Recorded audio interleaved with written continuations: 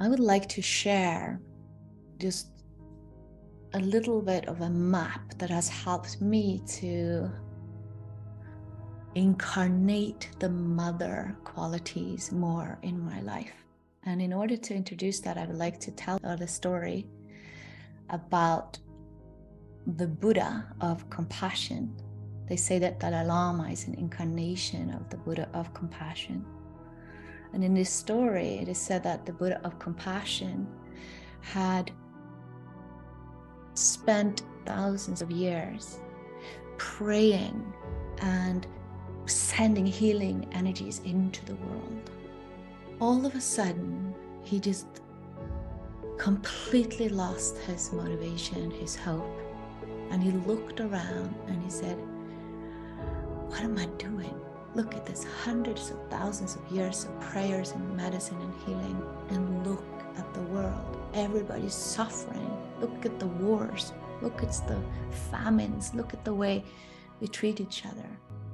And he just collapsed and he started to sob and fall into an ocean of grief. It was a moment where it seemed like all hope was gone and the world was lost. And for Buddha, in the Buddha of compassion, his job was the compassion he has been doing and doing. I just want to invite you for a moment to fill into aspects of you in your life, all the ways you have been trying to do to be good, all the ways you're trying to make a relationship work, or all the ways you're trying to be perfect or do it in a way that people won't judge you, all the ways we're trying very hard. There is a point in so many myths and fairy tales that points us to the point of hopelessness as a portal to freedom.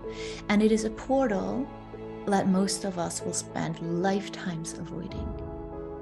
Because we think if we just only try harder, it's going to work. And we are avoiding an aspect of life that requires us to give up. And it feels so scary because if we give up, what's going to happen then? Yeah, there's a point when we enter the door of hopelessness and giving up, where we risk that nothing is going to work anymore. We risk that we will fall into depression. We risk that we will fall into a black hole. But the paradox that the myths and the fairy tales points us to is that that's the only way.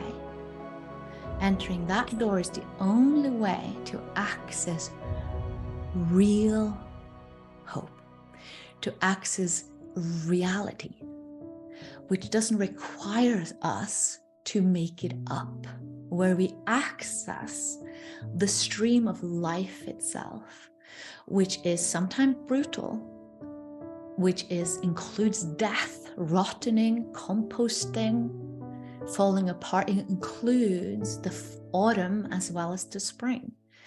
It includes earthquakes. It includes the gentlest mornings. We are accessing reality, and reality is life. It is the mother principle. And the paradox is that the only way that can move from a make-believe or even a spiritual belief to a lived, undeniable, unshakable reality is to let go of the hope, to let go of the good one, the one who is trying so hard to deserve it. And this brings us into the mother of the Buddha. In Buddhism, she's called Prajna Paramita. She is the vast warmth of presence. Bud means awareness. So Buddha is a quality of consciousness. Yeah?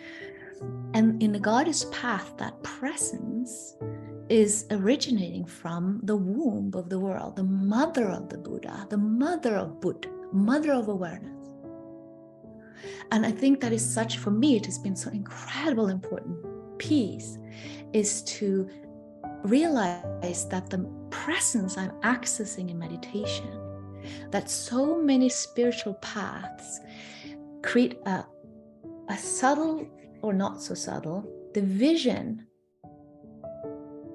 between that presence in meditation and the incarnated life. Yeah, the earthly life, the emotions, the feelings, the physicals, the fluids, the blood.